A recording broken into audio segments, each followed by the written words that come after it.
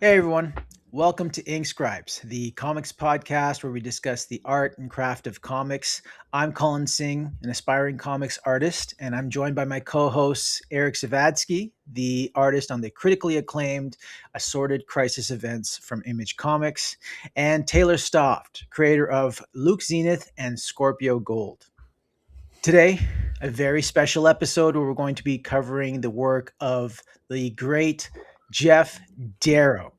We're going to be leapfrogging over his earlier work, Big Guy and Rusty the Boy Robot and Hardboiled, along with his work on The Matrix. And we're going to jump right into his work on Shaolin Cowboy. It's one of the craziest, most innovative comics that you've read in modern times. Oh, Leia wants on. Oh boy. Okay. So, actually, yeah, Geof Darrow's like one of my favorite comic artists. What are your experiences with Geof Darrow? Dude, How did you guys come to them? when I see Geof Darrow's art, I want to just get down on my knees and pray. Because he's an art This guy, I still remember till this day the very first time that I saw his art. My parents had taken us to Seattle for a day trip, and we went to Golden Age Collectibles, the comic shop in Seattle. And I remember my dad was flipping through a copy of Big Guy and Rusty the Boy Robot. And when he put it down, then I picked it up and I was looking at it, and it was like a nice giant, tabloid size. I wasn't even familiar with that format of comic right at the time. It was that one right there. It was giant. And I flipped through it and I'm like, man, I've never seen anything like this before. And I didn't end up buying it at that time, but later on, Spawn, I can't remember what issue it was, but Spawn was printing those pinups, those black and white pinups each issue, and Geof Darrow just blew my mind. I'm like, I was so put off, like the mainstream look after that day. I'm like, you know, if you drew a panel without any backgrounds, I was like, you don't cut it. You're not at that level, that Geof Darrow level, right? It was a very small phase, but I was such a snob that I was obsessed with his work. And I mean, he's put out such a small body of work, really, but it's a body of work that anyone would kill to have, right? He's one of those guys. Yeah. Absolutely. What about you, Taylor? I've only seen like stuff that you've shown me, and this, and man, I am kicking myself that I didn't get into it way earlier. Like I wish, I wish I had the history, but now I have to consume all that he has made because not only is he a great artist, which we're going to see a lot of, but he's also a super funny writer. Like this is a lot more lighthearted and kinetic writing than I was expecting. I don't know why, but I thought it was going to be like dour or something. But nope, Because it's very violent, right? it is to such like a cartoonish degree that it's not even violence anymore. Yeah. So, I'm obviously a huge Geof Darrow fan. I've got a whole bunch of books here that I will bring out throughout the episode, but for the most part, we're going to focus on the first Shaolin Cowboy series, which I collected when they first came out. But yeah, I'll just do like a quick bio on him. And Leia's getting really cuddly right now. Oh boy, bad timing, Leia. So yeah, Geof Darrow wanted to get into comics when he was younger, and he started in animation, working at Hanna-Barbera. Ironically, he found himself among a lot of former comic artists who were running away from the industry, like those artists, they were looking for steady drawing gigs outside of comics. Like when he was at Hanna-Barbera, the artists he ran into were like Jack Kirby and Alex Toth, Alfredo Acala, Ernie Chan, Jesse Santos. So he's done a lot of interviews. They're all over YouTube, and you can hear he tells stories about these creators. But yeah, he became a better artist at Hanna-Barbera. In a lot of these interviews, he often tells like major lessons that he learned. And like the one lesson he talks about often is that comic artists can kind of cheat when they're drawing. Basically, when you go into animation, you have to learn everything in 3 dimensions. You have to be able to draw a turnaround. That's a skill that not a lot of comic artists apparently had coming in, and a skill that he didn't have. And so he learned sort of form and volume. And as a result, I think like his characters and his settings are very alive. Mm. And basically, last week we covered the genesis of Dave Stevens' Rocketeer being published by Pacific Comics. So Geof Darrow was in that like Southern California comic scene, and he was friends with Dave Stevens. So he was pretty close to getting his Samurai Cowboy character published by Pacific Comics, but the company went under. So he ended up moving to France, and through his friendship with Mobius, he got his Samurai Cowboy character published by a company called Aedena, which was Bourbon Thret. It wasn't this book. This was a republished version of it, published by Delcourt. But yeah, the Aedena books, they're pretty pricey in the aftermarket. I think like after the success of his collaborations with Frank Miller, Delcourt republished everything. So, Colin, have you ever seen this Bourbon Thret stuff? Well, that copy there, I think you've shown to me before. No. Oh yeah, yeah. You've Yeah. probably flipped through this very copy. Yeah. Yeah, but well, I mean, there's a clear connection with Mobius within the style itself. Yeah. And I mean, growing up, like the first artist that he looked up to was Kirby, and then he discovered, I think it was Mobius's Blueberry, his Western series. Oh, And nice. he sought out like every copy he could find of that series, and he just studied it and studied it. And then finally, I mean, when he was working in animation, he met Mobius while he was living in California, and that just kicked. Like I think that was the true blossoming of his art style, and so, because he was young enough too. He was in his 20s, right? Like now he's 70, I think.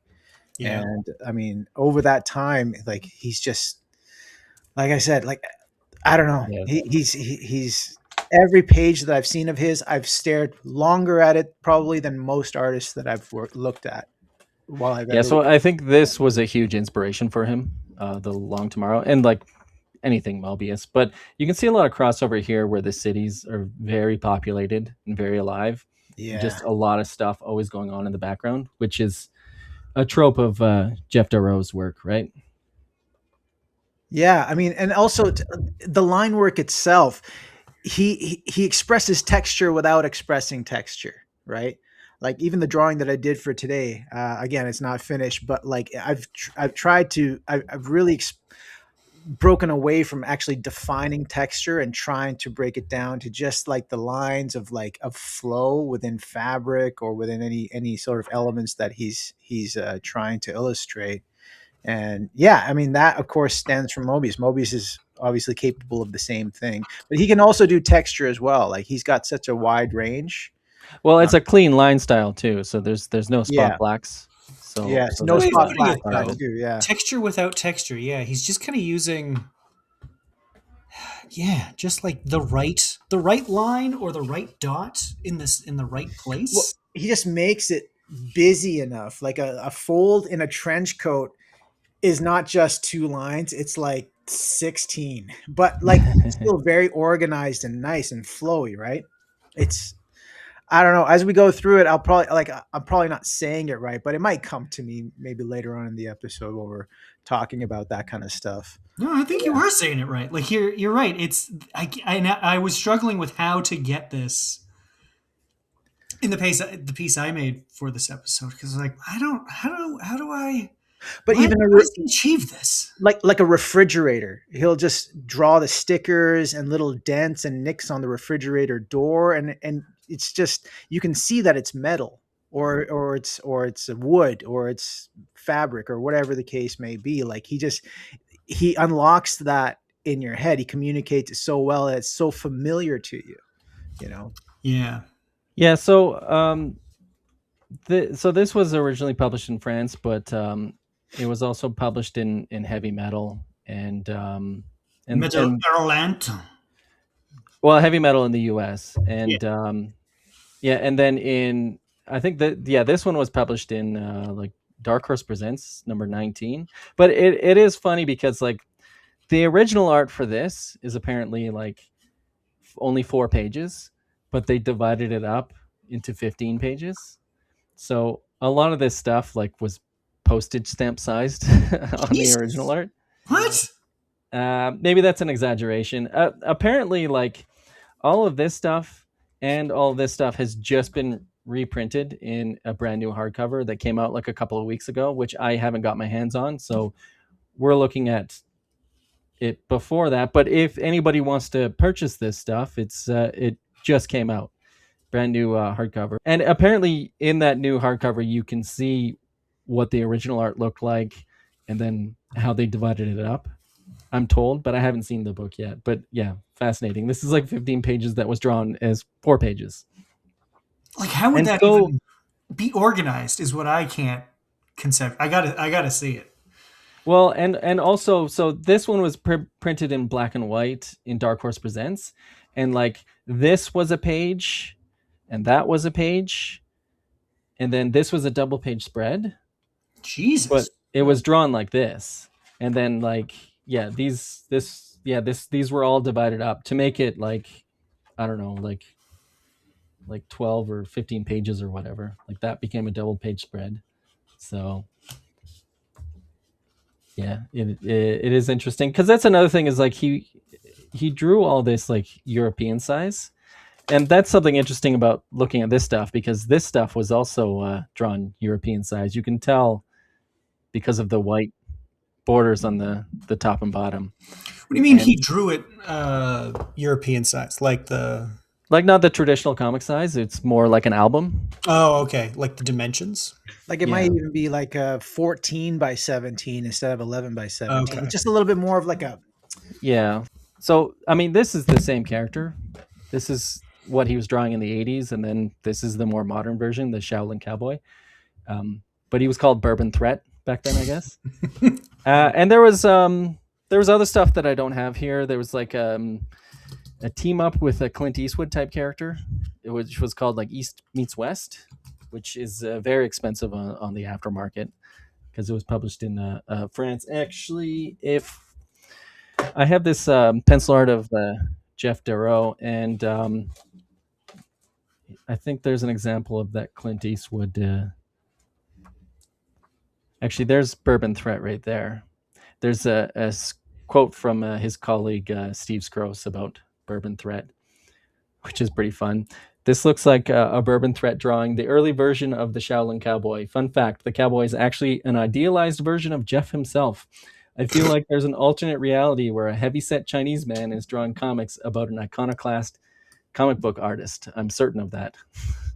Yeah, Steve Scroce is a pretty clever writer as well. They both yeah, he's work great. together on The Matrix. Yeah. But yeah, we have some more. There's Bourbon Thret as well, and here as well. Bourbon Thret. And Mike Richardson is quoted here because, yeah, Mike Richardson I think is pretty important for Geof Darrow's career in America. He's the one who started publishing him with Dark Horse Presents, and has pretty much published his entire library of work in America with Dark Horse Comics. But yeah, there we go. There's Clint Eastwood. So yeah, there's I think you can find on eBay. Maybe it goes for crazy money. This like I guess this I don't know what they were. They were a series of prints collected in a box of I guess Clint Eastwood and Bourbon Thret doing stuff. I don't know. But on all that stuff is like published in the new hardcover. Yeah, I could see that being a thing that the European market at least wants, right? Like Clint Eastwood has a big history in Italy. Yeah, Yeah. and I think Geof Darrow is like into these like pulpy sort of action stars. Although I don't know, maybe Clint Eastwood isn't very pulpy, but Geof Darrow is a big fan of like samurai, like Japanese samurai epics. He's a big Kurosawa fan, and I should say that Shaolin Cowboy is pretty much based on. Have you guys seen the Zatoichi films? Am I even Yeah, pronouncing that right? Zatoichi, yeah, Zatoichi? the blind swordsman. And I was gonna say, like, the way I would cast Shaolin Cowboy, he kind of looks like beat Takashi Katano. But at the same time, he kind of gives me that Jackie Chan vibe. I think his mannerisms would be more Katano, but the look of him would probably be more Jackie Chan, like a bald Jackie Chan.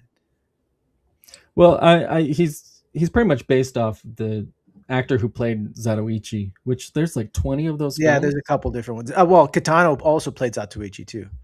Oh, okay. Yeah. Yeah, I think Geof Darrow was amused by a kind of like slightly overweight action star who could just kick ass, which is like the Zatoichi, the blind swordsman. He's this kind of unassuming badass.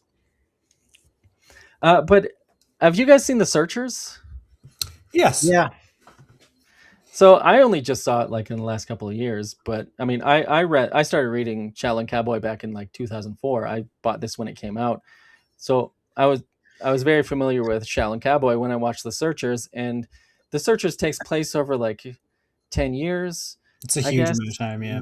Yeah. Yeah, John Wayne has multiple outfits, but in the movie, one of his outfits is this. The Like, yellow. this is the yellow. this entire outfit Yeah. was taken from The Searchers, which like I was watching the movie and my jaw went on the floor. Like, what? That's the Shaolin Cowboy outfit, which is pretty fun. Great movie too, by the way. It is, yeah. So, yeah, he came to America and basically worked with Frank Miller. This like put him on the map, working with Frank Miller doing Hardboiled, and he Also a great did, movie. yeah, and I listened to a lot of interviews recently for this episode, and he was asked if John Woo was aware of Hardboiled, and he tells a story about going to running into John Woo or running into somebody that invited him to a party, and then he got to hang out with John Woo, and John Woo was aware of Hardboiled. So, Oh wow, that's crazy. yeah, I won't repeat the story, but yeah, I think it was on the Direct Edition podcast. So just like, listen to that. He tells a pretty fun story. Direct edition. All right. Shout out to fellow podcasters. So, yeah, he did Hardboiled. He did Big Guy and Rusty, and then he worked on the Matrix film. And I wish I had that Art of Matrix book. Colin, you have that book, right? Yeah, but I We mean, need to. I gotta dig it up. Yeah, I'm we I'm need to into take a look at that moving book. again. Yeah. Yeah, he does a lot of work in film. So Burlyman Entertainment is basically is the company that's owned by the it was run by the Wachowskis, and yeah, they basically started up a comic company for the regular artists they worked on movies with, Steve Skroce and Geof Darrow. So when I was like in my early 20s, Steve Skroce like did a signing at my regular comic shop in Port Moody, BC. He did a signing for the launch of Doc Frankenstein, and Nice. you can see it's signed. So it was pretty fun for me. I remember that day I asked him to sketch me Hellboy, and he said, "Don't you want a Frankenstein?" I'm like, "No, I want Hellboy." Oh no! Well, he did sketch me a Hellboy though, so you know, Oh really? yeah. Steve, come on the show. Sketch Hellboy for I us. still have it. Yeah.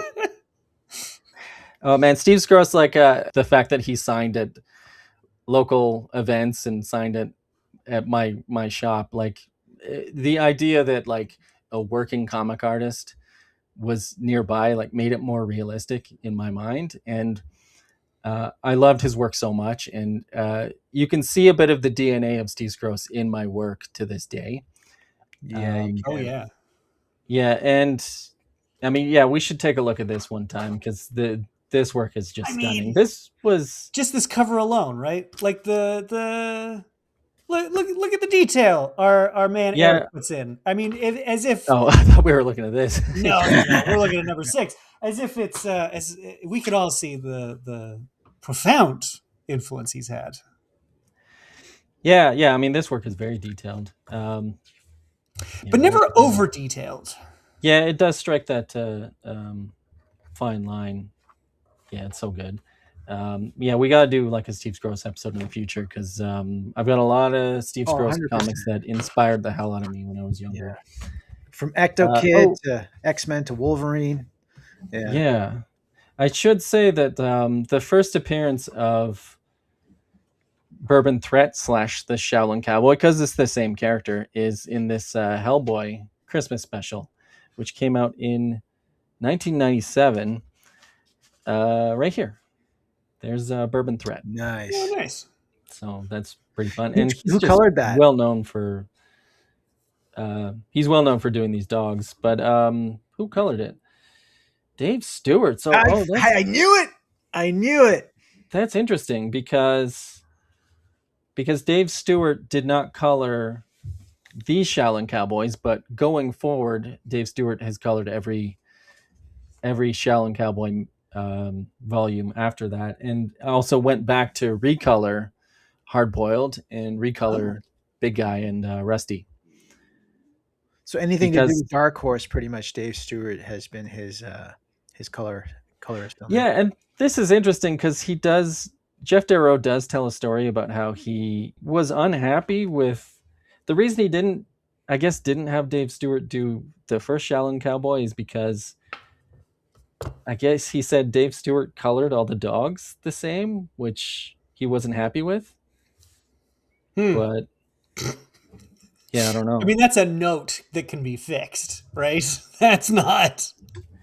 Yeah, and eventually when it came time for Dave Stewart to color Shaolin Cowboy, um, actually, here's a quote. He said, "Dave is the first guy that ever said, 'What do you like in terms of color?' And I sent him woodblock print books. I really loved that palette from the guys like Hiroshige and Kunu Yoshi, and especially a guy named Tsukioka Yoshitoshi. Yeah, I'm so bad with that. But the point is like with all the other times he was colored, he was never consulted on anything. In fact, I think he tried to give notes and was often rejected. And yeah, Dave Stewart's the first guy who said, what do you like? What do you want? And I think like Dave Stewart is probably hands down the best colorist in all of comics.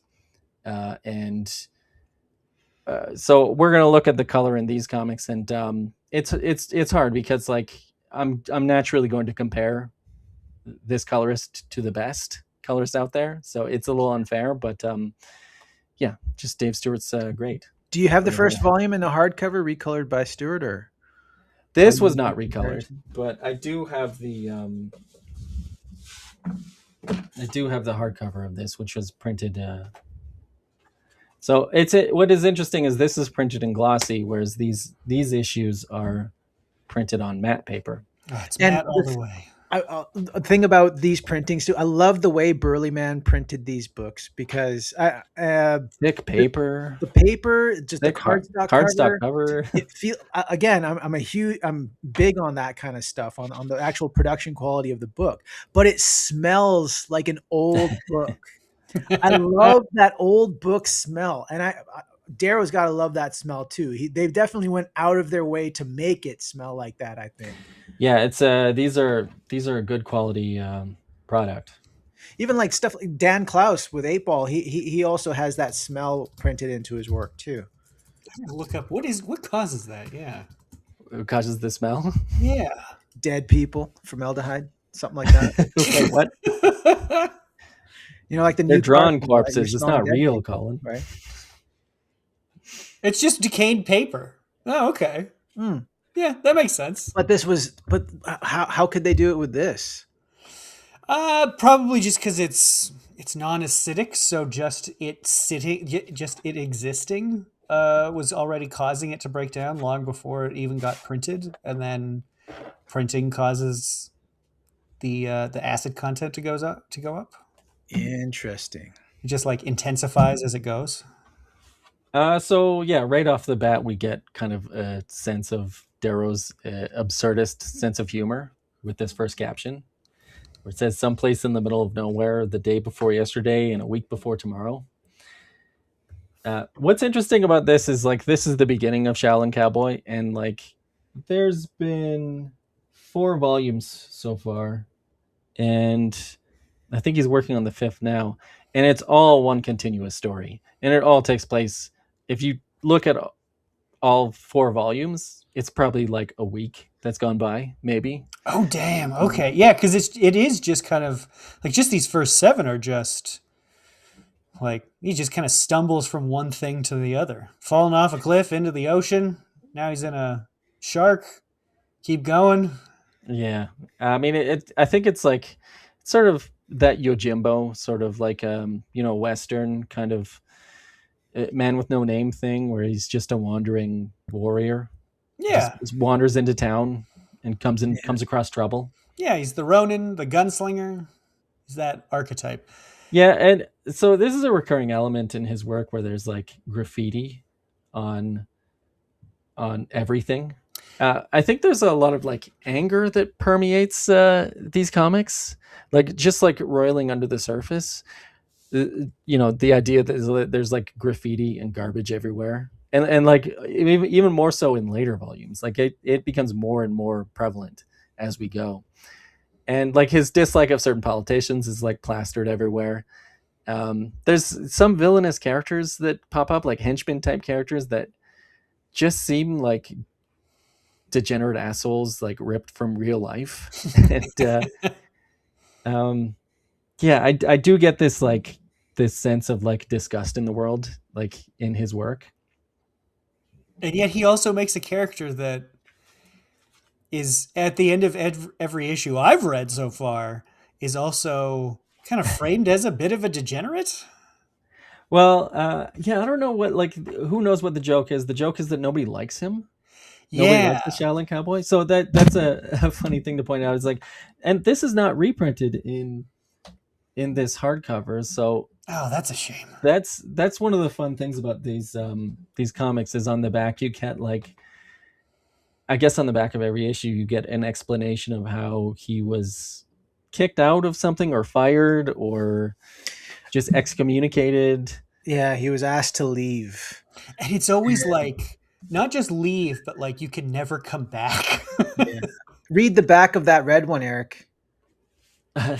This is a promotional photo taken from the release of techno rock pop polka fusion band Mungo Gold's double hit single, Dude, Where's My Beer and Yellow River. Shaolin Cowboy was asked to leave the band 3 days before it was released.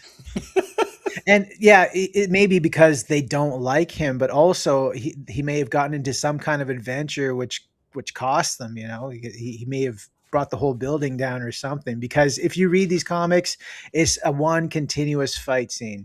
It's just one crazy thing after another, and I mean, I remember when Darrow was first promoting this book. When the first volume came out, he had discussed, how he would end it. Like he already knows how he would end it. And in Eastern culture, I talked about this before. In Eastern culture, in some Eastern cultures, when you die, you automatically go to hell, which is why a lot of countries, it's expected that you learn how to fight and you have to serve in the army and that sort of thing, is because you automatically go to hell and you have to fight your way out of hell to get to heaven. And that's exactly what he was going to do to Shaolin Cowboy if he were ever to end it. I like that idea. Yeah. Your final adventure is not your final adventure. But isn't it sick? Interesting. So I wasn't aware of that, but he reveals how he's going to end it in interviews when he was first promoting the book. Yeah. Oh, interesting. And isn't it funny that like as you read it, it's just one continuous fight scene, and when it ends, it's like he goes through all that. And he still dies, and he's still got to keep going, right? This crab fight, like this is just the introduction of King Crab, and like the way King Crab interacts with his henchmen, the backstory that he gives. I was like, I got to read all of Shaolin Cowboy now. Like if it's even a 10th like this, I got to read it all now. Like this is too good. This is too fun. Now I will say, it is a bit of a time. Of the time, it is kind of that kind of Whedon-esque era. but I think it works really well for And comic. I don't think he's inspired by that No, I don't think. '80s sort No, and of. I'm not saying that. But that is kind of like it It's feels very of that jokey. time. Yeah, because it doesn't Yeah, go as far, right? There's nobody going like, "What? That happened," or anything like that, right? well, I just think that like this is just my theory that like you could read this two ways. You could read it as a silent comic and pick up so much, and then you can read it with the dialogue and have a completely different experience. I guess like the flow of the action in a lot of these scenes kind of does get disrupted by the dialogue, but I do feel like that a lot of the dialogue, a lot of the jokey stuff is kind of put in here, I guess, just to either to give more of a full meal with these issues, or it's just Geof Darrow is having a laugh and putting a lot of his humor in here, and yeah, I don't know. Uh, I will say that like it is easy to think of this as like a dumb action story, but uh, Darrow has made it clear that there's a little bit more beneath the surface of all this stuff. Uh, yeah, here's a quote. I always liked movies where if you want to find out more than the surface matter, you can. But if you don't, you just want to watch it for the action or the visceral parts of it, you can. I think The Searchers or Yojimbo, where it's a great action thing, but if you think about what's going on, there's a lot going on there, but it's not in your face. Hmm. Yeah. And that he's not big on like exposition and like people announcing. Well, No. I find it funny. Like right here, I guess he is announcing why. I was about to say characters announcing why they're you know mortal enemy or their origin story or something, but here we get King Crab's origin story where his family was There's no explanation as to why everyone's This is so cool great. with a crab talking and being the head of a revenge syndicate while the horse makes snide comments from the side, right? Like there's no explanation for it. Maybe coming up, but well I hope there isn't. I hope and it's just like this is a weird world, roll with it. and going back to like the recurring joke here, it's just a thing where like Shaolin Cowboy doesn't talk much, and so No. we get a sense of who he is based on his actions, but we don't get a sense much based like I think he like talks He only a handful of apologizes. times. Yeah. Yeah. But for some reason everybody hates him. Like Yeah, no. like this monk was like King Crab goes up to him to say, "Teach me how to get my revenge." And then this monk was basically tells him, you don't want to go down that path. It'll harm you. And then I guess the crab explains, "Oh, it's the Shaolin Cowboy I want to go after." And then the monk completely turns around and says, "Oh, well, in that case, I'll teach you how to murder." So, uh, everybody hates him for some reason. What? And he seems like a good dude. Again, you said he apologized, right? Like, Yeah, I've wronged you deeply and shamed myself and my teachings. So why does everybody hate him? I don't know because one of the pictures that caught my eye was the one where he's the first assistant manager at the very first assistant manager at the very first Gasilex. Yeah, and his first job was to fire himself for taking unauthorized pictures. Like So it almost funny. seems like he's not an asshole, but other people are and just kind of don't like Interesting. Well, maybe that's like some of the depth behind the yeah, surface that it's like he's fine. It's everybody else that's the problem. And we should that say is that an also interesting insight. the Cowboy's mount, well, not his dialogue, but the first page of most issues is a monologue that is written by the Wachowskis. Yeah. Which again, Oh like that, yeah, okay. this stuff is not reprinted in the hardcover, so that's another thing that makes these art objects, but something you want for your Geof Darrow collection, because yeah, with the exception of the first issue, yeah, there's the asologue. There's an asologue at the beginning of every issue with Like they even make fun of how Geof Darrow's name is pronounced. They call him Geof. Geoffrey, yeah. Yeah. Yeah, Geoffrey, yeah. and he comments like, "It's Jeffrey." Yeah, it's because there's also which felt very Looney Tunes to me, like when the eraser comes in and erases like Daffy Duck or whatever. It's kind of like the creator interacting with his own creation, which is also just it's super fun and lets you know sets the tone for the book if you've Yeah. never picked it up before. Like, let's not get too crazy here. Yeah, and what's interesting is that these comics are individual issues, but it was designed, I guess, to be a graphic novel because when it is reprinted, they get rid of the introductory page and then it's all seamless. It reads as one seamless whole, which is something that Eric Larson did with Savage Dragon and Kirkman and Adler did with The Walking Dead, where yeah, you can get the individual issues, but I think I would much prefer to own the floppies over the hardcovers. I mean, the hardcovers look nice, but the floppies just feel like a little bit more special. Again, What kind of back matter do we get in the hardcover, though? Anything of note, or you get all the variant covers, yeah, and the standard fare. Mike Mignola, and yeah, Mobius.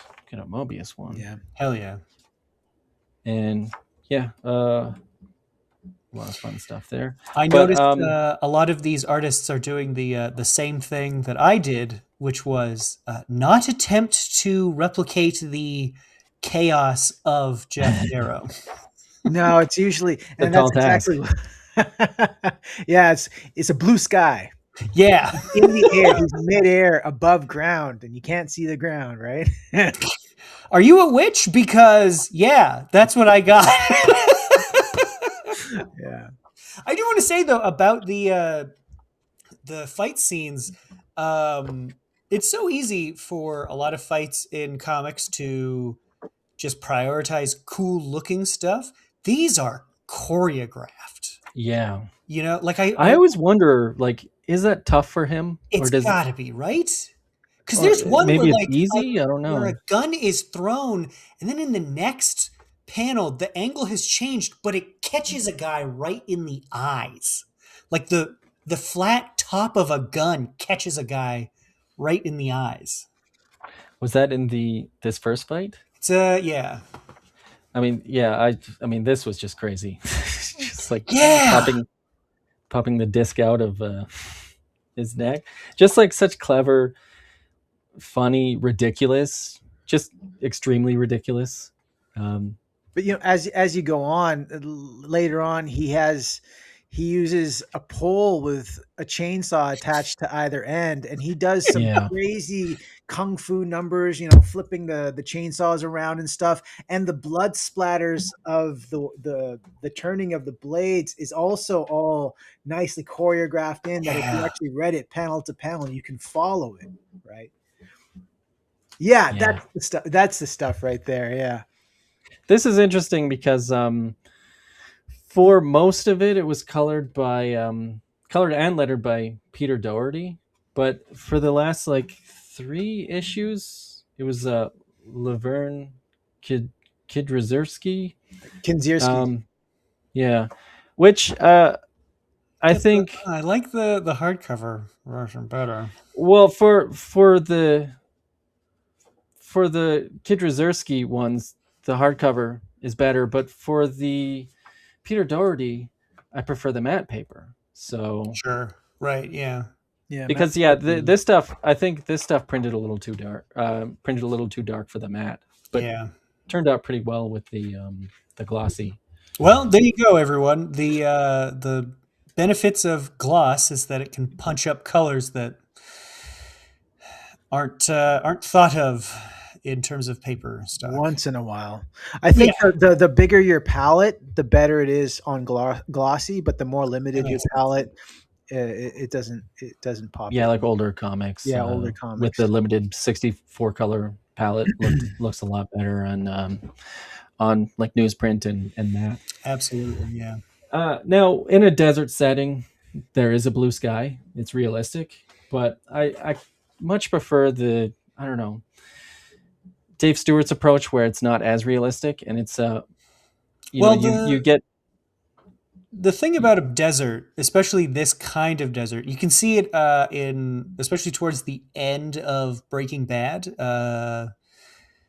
where you get like it's not just that the sky is blue, but it's the land is orange, and the tones are like complementary. Like they you can tell where does the sky end and the horizon begin, and it is quite a stark look.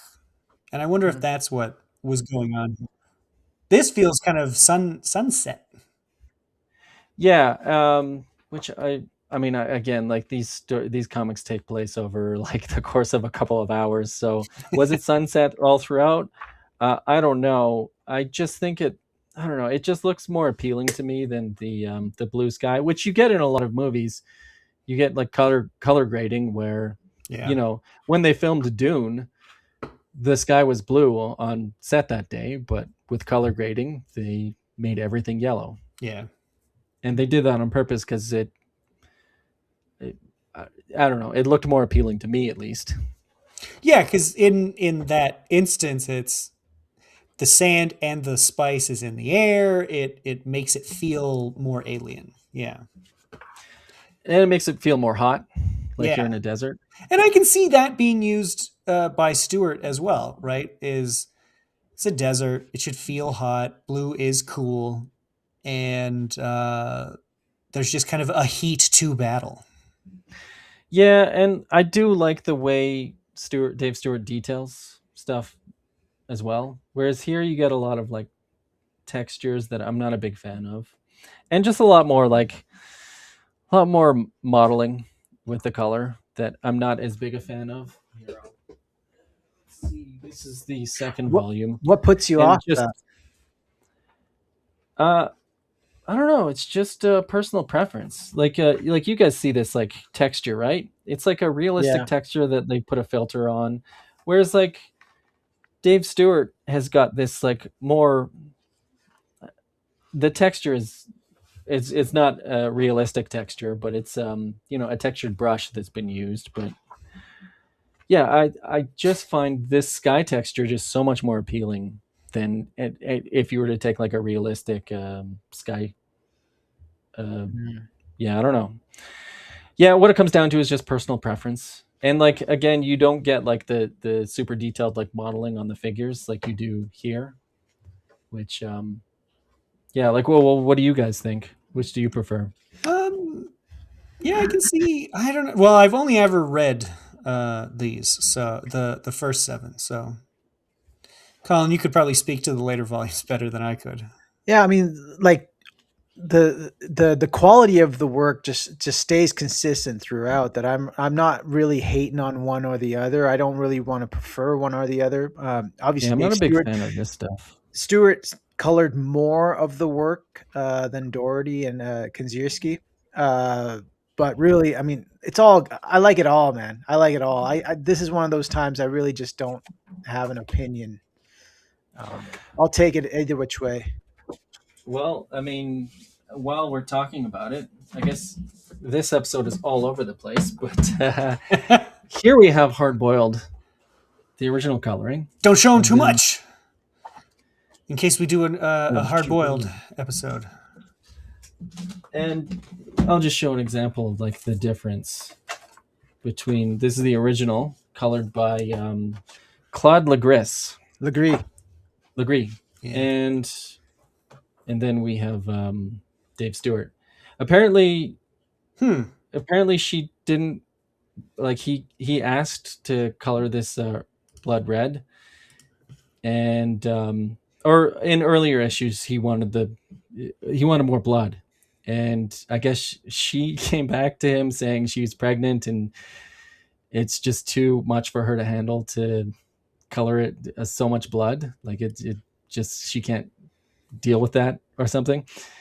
And rejected his note, and so that's why he started doing it as black, because well, if the color's not going to play ball, then I guess that's what you're going to do. Anyway, this is Dave Stewart's approach. So I again, like I don't know what it is. It's just the Dave Stewart. Then this was very controversial. People love these colors, and then we're horrified by this. Yeah. I'm not horrified at all. I much prefer the Dave Stewart colors. To be honest, I would probably prefer the original colors, and that black Really? blood splatter. Yeah, that page there reminds me a lot of Paul Pope's work too, and that's just more my vibe. Um, yeah, Yeah, I think I'm there with you. I think I like the original better. Although that said, you know, neither of these are slouches when it comes to it. Yeah. and that's the thing. I mean, like if you take Killing Joke, I know that Boland recolored Killing Joke because he didn't like the colors from the original, and I don't know. It's just one of those things where I'm like, this is the way Boland would have wanted to do it, and so now it's printed this way. It's forever going to be printed that way, and I don't mind. But at the same time, when I look at the original, I like the original too. It's just I don't know. It's Well, it's top yeah, it's quality the work same both thing. ways. We talked about Dave Stewart, or we talked about Dave Stevens last week, and like Yeah. I wasn't a big fan of how he would have preferred it recolored, and same thing with the Killing Joke. I'm not as big a fan of the new colors. Usually, I find myself disagreeing with the older artist who wants to recolor, but in this situation, I agree with Geof Darrow. He's much happier with the new colors The thing because he is, feels like he finally got a say in it. the thing is that this is he also has when you recolor something, you've had time to think on it, and I think Yeah. there's a bit of like, well, I've been thinking about it for a long time, so it must be correct. Like it's something that we can all get our heads into of just, I've been thinking about this, so it must be important, or it must be what I want, and it's not wrong, but he's a different artist now, or when these were recolored, than he is back then. Yeah, but even back then, he said he didn't get a say. Yeah. so, so I mean, I'm happy he finally got what he wanted in the end. But yeah, so this is also interesting that like this donkey character, which He's got what's the some long ass name. the mule is called Lord Evelyn Dunkirk Winifred Esquire the Third. So All right. uh, so this character is only in the first volume. One would assume that he's like the supporting cast character, and I think if I were to guess, he's put in there. You have a silent character, so you pair them up with a loudmouth.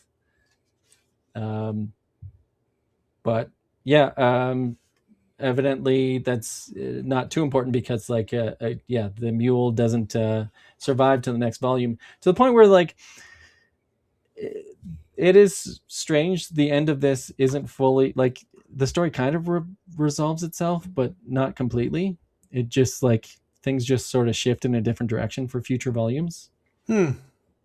Yeah. But He decided to kind of get serious with it, and he dropped the mule or the donkey. well, I wouldn't say he got serious, but Well, like it's still the you know what I same. mean? Like he's like, well, I got a lot to say, so I think I'm going to do away with this and focus more on that, right?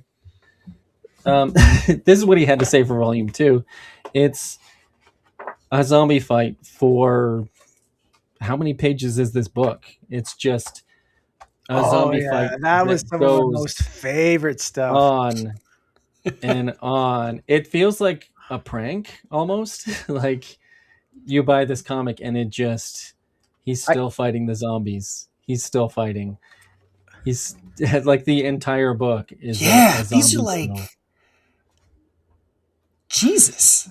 I had a smile on my face the whole way through. It is reading this one. amazing. It It is is just like I'm just so happy somebody is making comics like this. Like, Wait, so the donkey, the mule is last seen with the monkey, and he just like they just don't. yeah, and I'm wondering. I guess Geof Darrow is working on a new volume right now, and I think they just re-released all this stuff. So they re-released this with the Bourbon Thret stuff put in there. Oh, nice. And he has said that the reason they're re-releasing it is because he's going back to certain things. I don't know if he's going back to the Bourbon Thret stuff or he's coming back to the donkey and the monkey. I don't know.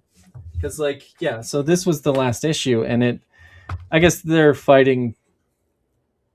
I mean, there's this baby that they were trying to protect, and the creepiest thing in this book so far is just this baby with bloodstained hands in the middle of the desert. Like, I don't like any of this. And this the baby's still saying mine. Yeah, that's all it says. Where's issue 4? But as you're reading this, I mean, obviously the artwork is absolutely 3. phenomenal. It's a must read, but only Darrow would get away with just continuously coming up with this stuff, and they just keep publishing it. Like Mike Richardson's like, yeah, go ahead, just put it through. It's good. It's good. You know, he has complete carte blanche on this. Yeah. I mean, it has to just, it costs this much and it makes this much every time. So until between now and the time it becomes unprofitable, we will continue to produce Shaolin Cowboy. And I think he was asked about that in an interview, and he basically said he moved to France because it's more affordable for him. Because I don't think he's getting rich off this stuff, but I'm not sure. I think he moved to France for multiple reasons, though. So where in France does he live? I'm not sure, but he does have like a private clientele as well that they pay a pretty penny for commissions from him. I know that Leonardo DiCaprio bought a black and white ink drawing of a turtle with the world on its back. Do you have that image, Eric? Is it the turtle, or was it the frog? Or was it the lizard with the city on the back? No, it was a turtle. Oh, okay. So it's like the man, look at that. And I wonder too if that's a good point, Colin. The attitude towards comic art, like the pieces, I think is different in France. Oh, you're taken way more seriously there. Yeah. Yeah. Sure. Like all of Europe, right? It shows in the he's loved in France, I think. Yeah. Like he's highly appreciated there. This is interesting because when this fight is going on, I mean, he's fighting these guys, and then like something comes up from the ground. And I mean, it just feels like he has these visuals in his head, and he just has this 10-page sequence of this thing coming out of the ground, this giant thing the size of Texas or whatever, and he's falling off of it before we realize what it is, and he keeps falling down, and then he's just like putting all kinds of panels in, and we don't realize what it is until we see a mouth, and then he goes into the mouth, but we finally get a chance to zoom out. And this is just a close-up of an upcoming page of this page, basically. Yeah. Wow. And the original is right here, it's interesting how big these guys are there and how small. I guess they shrunk them, but yeah, just crazy. And you can see that it was like multiple pages. But so what he does is he does super tight pencils, and then I guess light boxes the inks. So he's basically drawing everything twice. So I think this is on flimsy paper, and then the inks are probably on cardstock. But I mean, he can sell two versions. He can sell the pencils, and he can sell the inks. But this book is wild too. This is the pencil art of Geof Darrow, and just stunning. This is fun because is there that Spawn pinup in there? Actually, I don't think so. I think he's talked about. I think he's talked about because that was in black and white, right? He Yep. said nobody wanted to color it, which is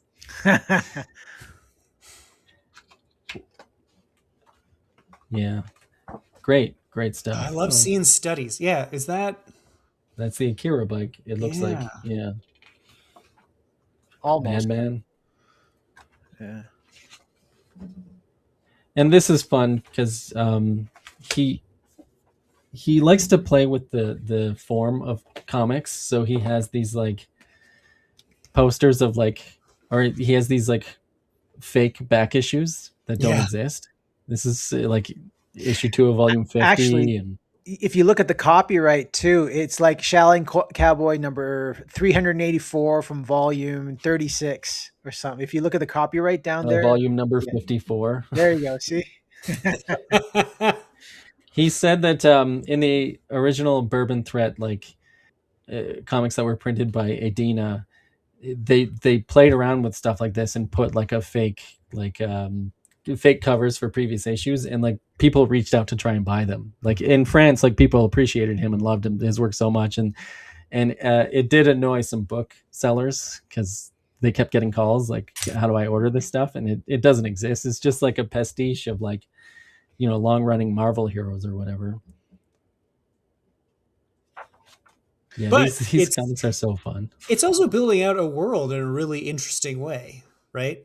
You're just hinting at, because this is, as you said, this has been what, the 5 volumes are a week and a half or a bit more of this guy's life. Like, if you're going to do the story of just fighting your way through things, yeah, filling in the backstory of playing in a rock and roll band, being a member of the Swiss Guard for Pope Billy Bob, and you know, the weird existentialist one, that cover that you see.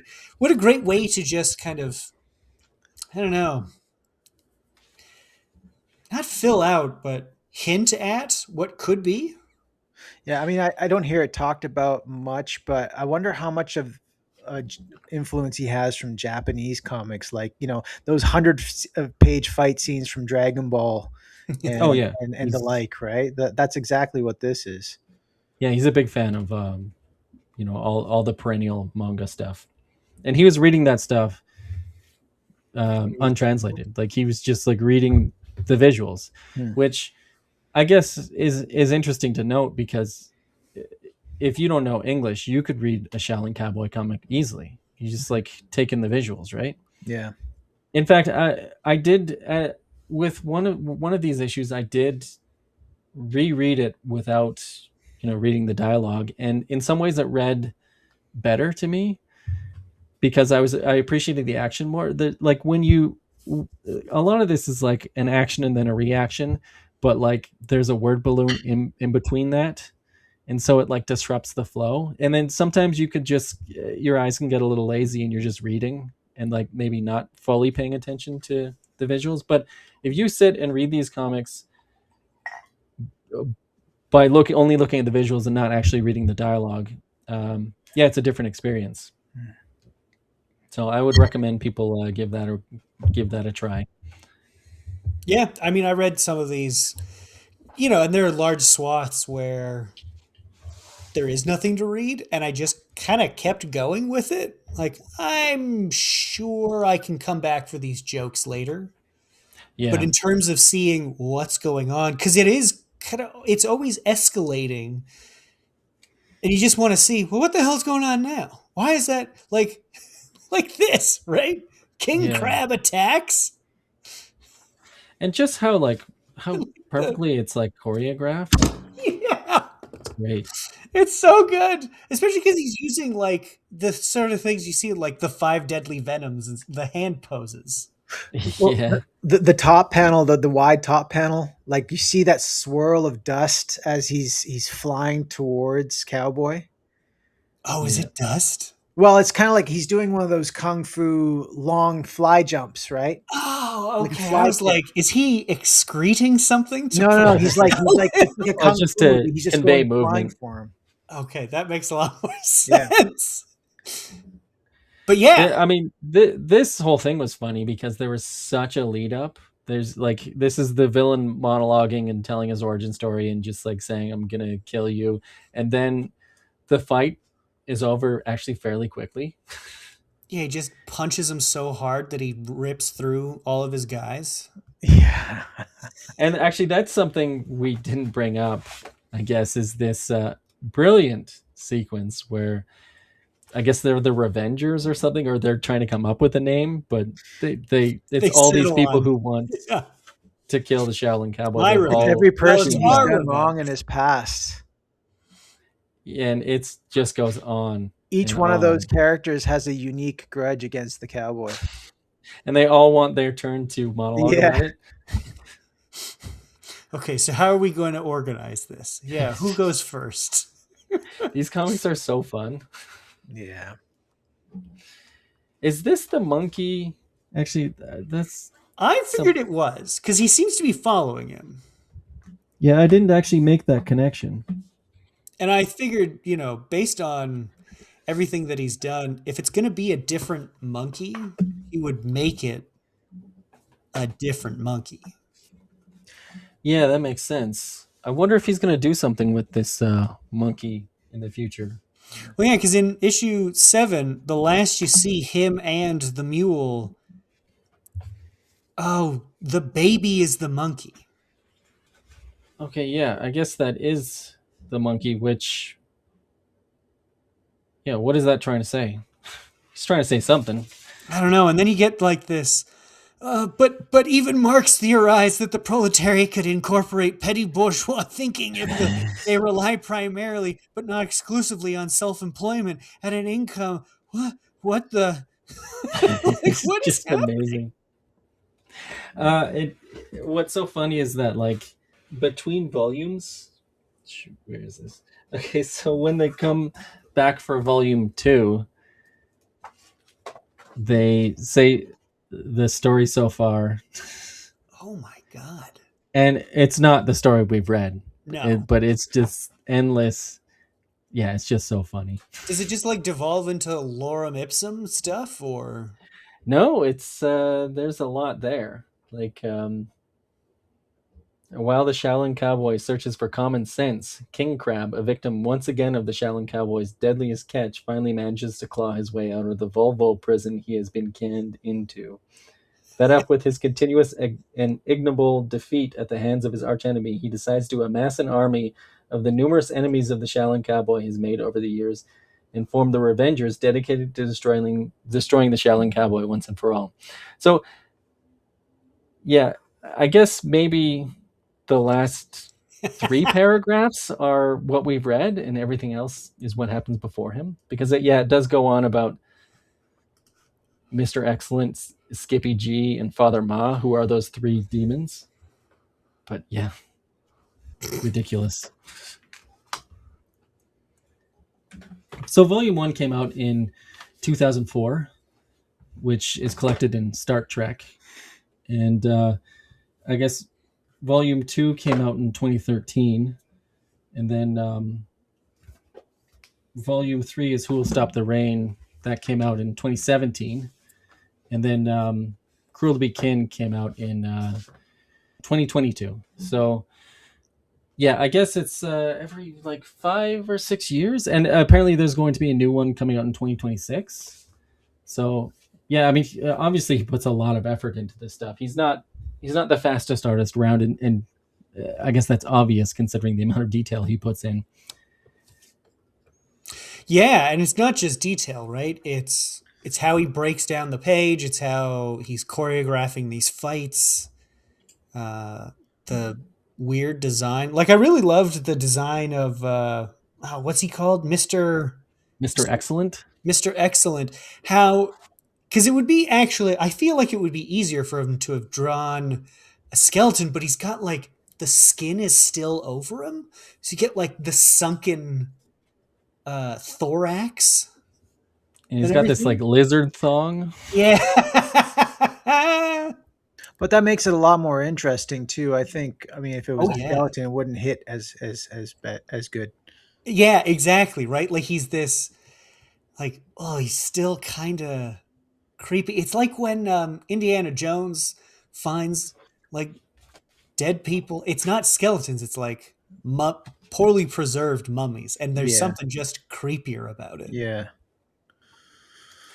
Yeah, these so it is interesting because the first two issues can kind of exist on their own, and then I guess Yeah, a new story starts with issue 3, but you can and he easily see how it's the same general environment that they're in. yeah, and the hardcover treats it like it's one continuous thing. Like there's no chapter breaks or anything, but like yeah, these three demons show up, and one of them talks in so we guess like we have Father Ma and Skippy G and Mr. Excellent. And I guess Skippy G talks like a rapper, and Father Ma speaks in like formal English. And yeah, I don't know about Mr. Excellent, but I mean, He's just kind of an asshole. Just kind of, oh, see, and you thought you were gonna do it, but you didn't. we get to meet his wife in the end. Mr. Excellent's wife is Oh, that's who she. Okay, yeah. Well, actually, she's where is issue 6? Keep losing issues. There we go. Issue 6. Yeah, she's basically introduced here. Yeah. yeah, and they're just Which, in the lizard, the city lizard, right? yeah. Okay, Like a lot of this stuff seems very stream of consciousness. it is Like, very like it's just a bunch of stuff that happened. yeah. There's no Which, moral. There's no lesson. It's just a bunch of stuff that happened. yeah, so I mean, it is unusual. It ends this way with, I guess, Mr. Excellent's wife shows up, and then they just like send a zombie horde after him. And then in volume and then in the next volume it opens up with like 6 years later, because like I guess 6 years had gone by. Like it was Oh, it like in our life, I guess, like that last Real issue. time. Yeah, this issue came out in May 2007, and I guess the new volume didn't come out until October 2013. So 6 years had gone by. In between those, he spent 3 years in Japan working on a Shaolin Cowboy anime. oh, And have you guys seen Shaolin Cowboy and the Tomb of Doom? no. No. Because it never came out. Did they run out of money or something? Yeah. Check YouTube though. There's like you can find a surprising amount of pilots that have just Well, leaked and no, I nobody mean, bothered. they so Geof Darrow co-directed it with Seiji Mizushima, and I'm not sure, I think they only completed a third of it before they ran out of money. And I Oh, don't know the full story. I think I might be wrong, but it might be tied to like the 2008 like recession, the Great Recession. that would make sense. Yeah. Apparently all that animation is sitting in a box somewhere, and Ah, That's a bummer. there was one leak recently, maybe 2 or 3 years ago. Somebody on Facebook posted a little bit of animation, just a tiny bit. So was it 3D? nope, it's all 2D. Okay. And well, what little is out there is glorious. But maybe I'll pop it up on the screen if I can find it. And yeah, it's very unfortunate because yeah, apparently it was an actual story with a beginning, middle, and end that Geof Darrow wrote, and yeah, the animation out there is like him fighting King Crab. So yeah, very unfortunate that yeah, it's like some rich person needs to buy the rights to it and then fund completing it. So, do we have any rich people in the audience that we can implore to do that? Yeah. I think it's a Come safer on. bet for me to continue to save for a house. Oh, come on, Colin. Where are your priorities? Yeah, your son doesn't need a house. Says the guy that owns a house. Fine, I'll sell mine, and then you give me the money that you were going to use. But yeah, Taylor, that was us introducing you to Shaolin Cowboy Volume 1. So I guess we gotta, I'm gonna pour we, it all into my brain now. All four yeah, volumes. Hell yes. This is you gotta great. get these. You gotta get these hardcovers. I do. Yeah, I really And do. the I'll stick brand to the new. floppies, to be honest. Oh yeah, Yeah. I mean, I'm gonna take a these look are for them, these are nice hardcovers though. These but are. Yeah, but both there's of no you have. real back matter in there, right?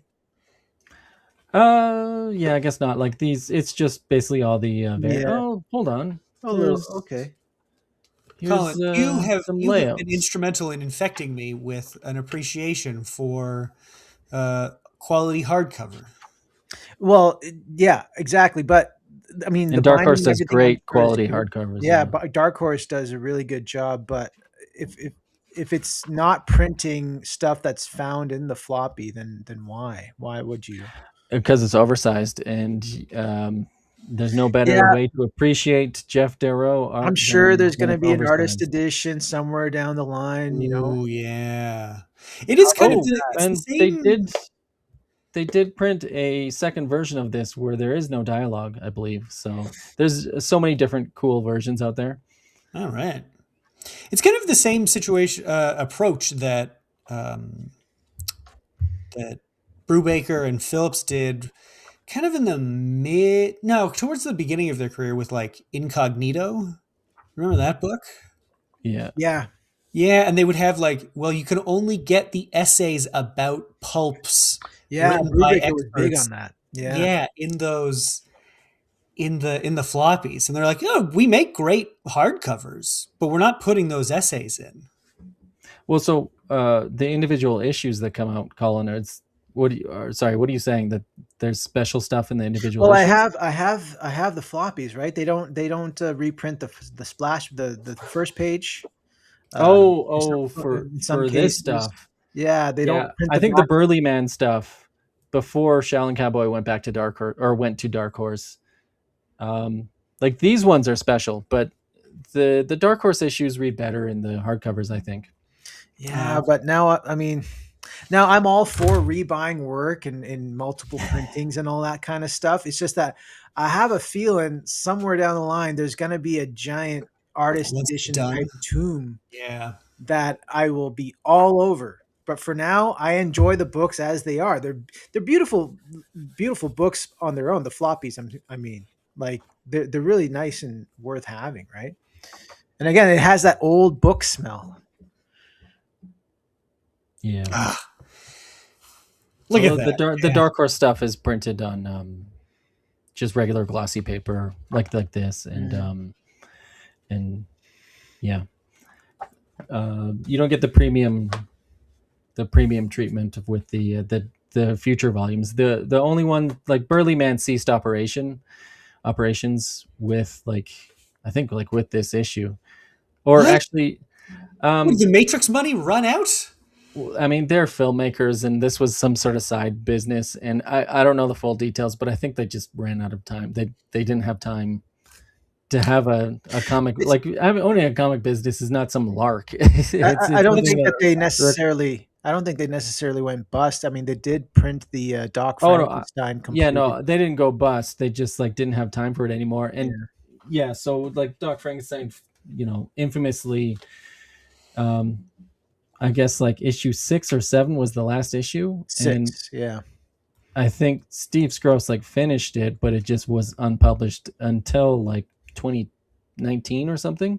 Yeah. So like the last thing Burlyman publishes, they finally gave the conclusion to Doc Frankenstein, which by the way, Doc Frankenstein's great.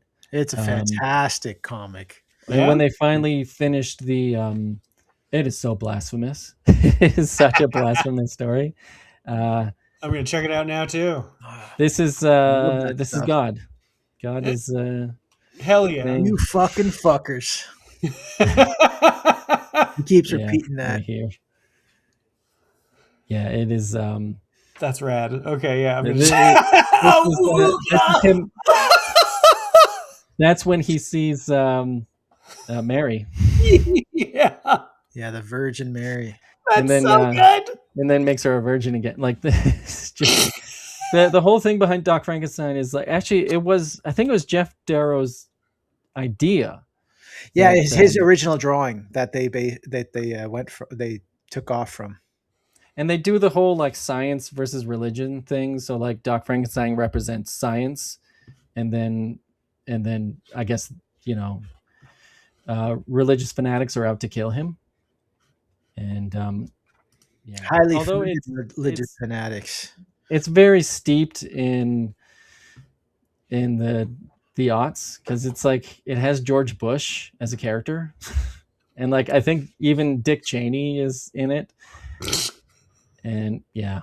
I mean, where is this? Like George Bush shows Bush up is in I want issue to one. say this is also a time when comics were doing like a lot of like, let's be blasphemous about God. There's Bush. Yeah. Yeah. I read this book over and over and over again. Yeah, we should do an episode on Doc Frankenstein. But yeah, so yeah, let's take a look at more Geof Darrow stuff in the future. That was Yeah, kind get of in the an comments. Let us know. overview. Yeah. So that was basically just an overview of all the Shaolin Cowboy stuff. But yeah, so we're all artists. So what has everybody's art week been like? I got slammed again with work. I mean, this year just starting out. I mean, this is not the first episode that we're shooting for the year. For the this first month, January, I've just been working quite a bit. But so again, it's one of those things. It's half inked, well, more like a third inked. It's Shaolin Cowboy. He's in midair, surrounded by a blue sky, and he's about to curb stomp somebody. I like the So use of that. the audience is now seeing, boom, the completed drawing, right? Boom, it's right there. But It's yeah, beautiful. it's getting there. I've only inked the sneakers so far. Nice. And remember, if you want to add to Colin's workload, you can contact him for personal training. It's beginning of the year. It's time to recommit yourself to your health and your well-being. So, yeah, first consultation's free. 1 hour online Zoom meeting consultation. Right.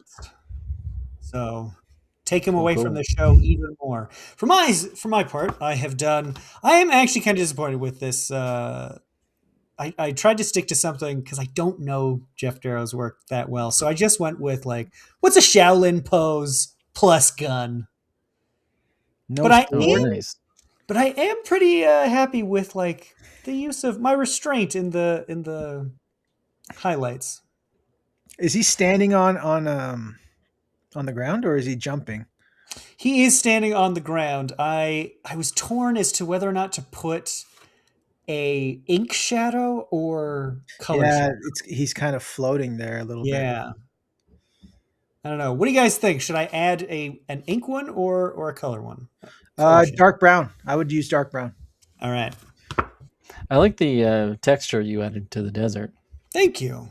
Yeah, cool. it was his texture is.